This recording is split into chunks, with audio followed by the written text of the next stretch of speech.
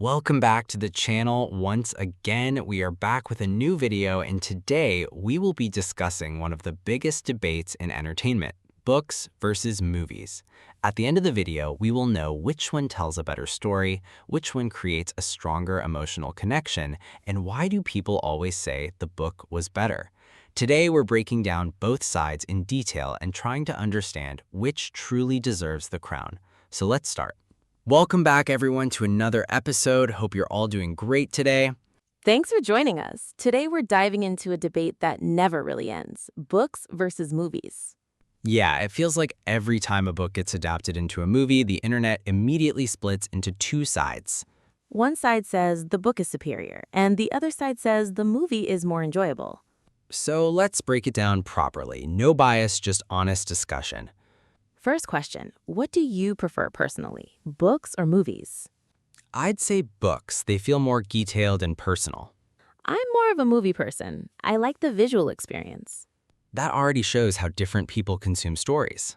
Let's start with books then. Why do people love them so much? The biggest reason is detail. Books have the freedom to go extremely deep into characters, settings, and emotions. Right, there's no time limit like movies. Exactly. A book can spend pages just building a world. And that helps readers form strong mental images. Plus, you get access to a character's thoughts. That's something movies struggle with. True, in a book you literally know what someone is thinking. That creates a deeper emotional connection. I agree. You spend more time with the characters, so they feel real. Now let's talk about imagination. This is where books really shine. Absolutely. When you read, your mind builds everything. Characters, voices, landscapes, emotions, And every reader imagines it differently.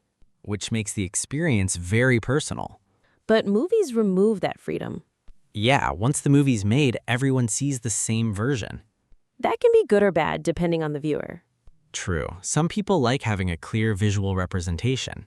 Others feel it ruins their imagination, That's why book fans often get disappointed with adaptations, especially when characters don't match their expectations. or when scenes are missing, That's a big issue with movies based on books. because movies have limited time, Usually only 2 to 3 hours. while books can be hundreds of pages long. So filmmakers are forced to cut content. And fans notice every missing detail. That's where the phrase, the book was better, comes from. Exactly. It's mostly about missing depth. But let's be fair to movies too. Of course. Movies have strengths books can't match.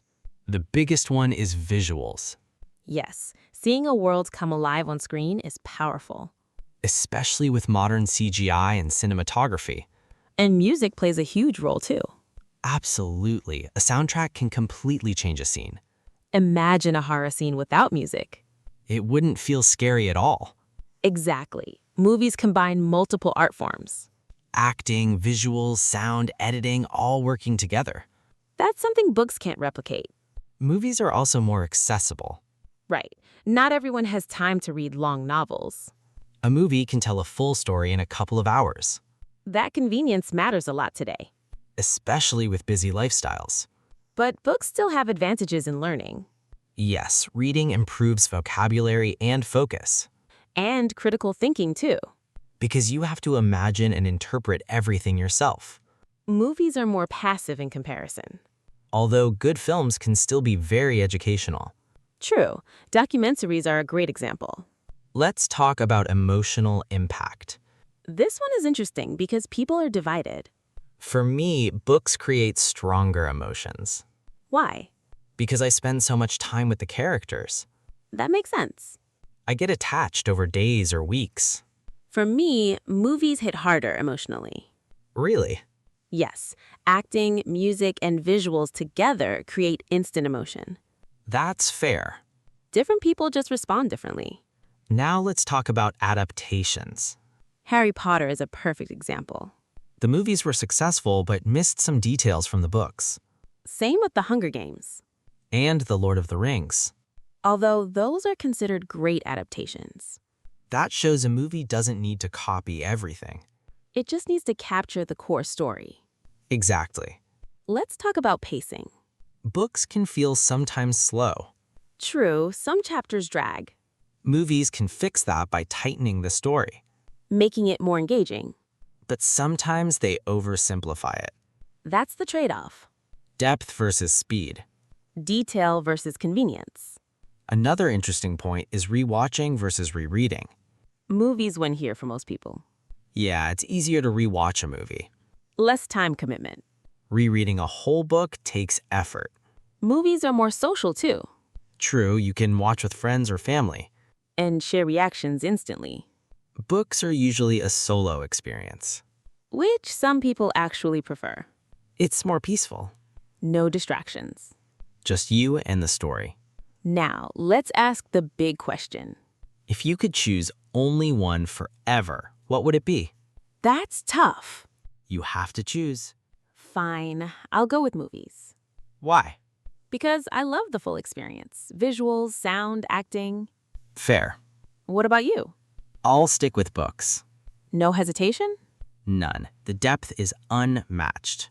That's fair. But honestly, I don't think one is better overall. I agree. They're just different ways of telling stories. Some stories work better as books, Others work better as movies. and some work perfectly in both formats. So instead of books versus movies, It should be books and movies, exactly. because both have value. And both deserve appreciation, At the end of the day, what matters is a good story. whether it's on a page or a screen. So we'll leave it to the listeners now. Are you team books? Or team movies. Let us know your opinion. Thanks for listening to today's episode. We'll see you in the next one. Take care, everyone.